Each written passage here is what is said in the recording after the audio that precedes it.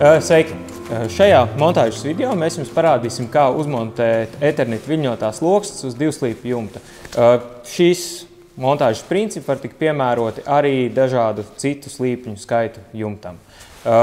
Ja jums rodās kādi jautājumi pēc šī video nostīšanās, droši ieiet Eternit LV mājaslapā, piezvaniet vai atsūtiet e-pastu, mēs jums paskaidrosim arī visu sīkāk. Jumta uzstādīšanu mēs sākam ar pretputņu barjeras montāžu, jo šī barjera aizsargās jumta segumu no negaidītiem viesiem, un svarīgi viņu ir uzstādīt pareizā virzienā, lai putns netiktu iekšā.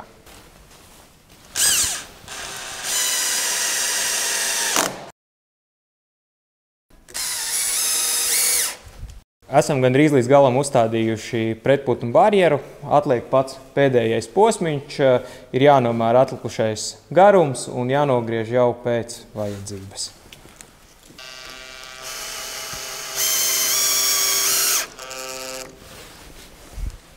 Tālāk mēs uzstādām vējmalas.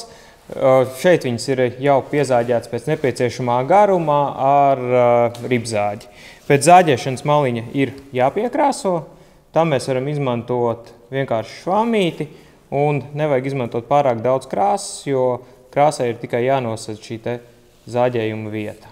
Uzstādot vējmalu, būtiski ir ievērot attālumu no pirmās latas līdz vējmalas apakšai. Šajā gadījumā mēs liekam Eternit Gotika, tāpēc tas būs 585 mm. Kad vējmala ir nolikta vietā, tad mēs izurbjam caurumus. Attālumam no apakšas vajadzētu būt apmēram 5 cm.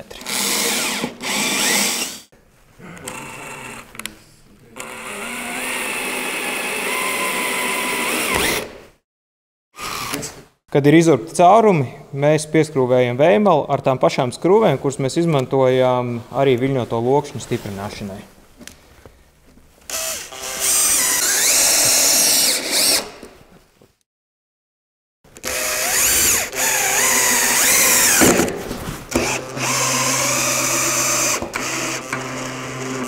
Savienojuma vietā mēs izmantojam EPDM lentu, lai pasargātu apakšā koku konstrukciju, jo šeit veidojās neliela šuve un koks apakšā ir jāpasargā.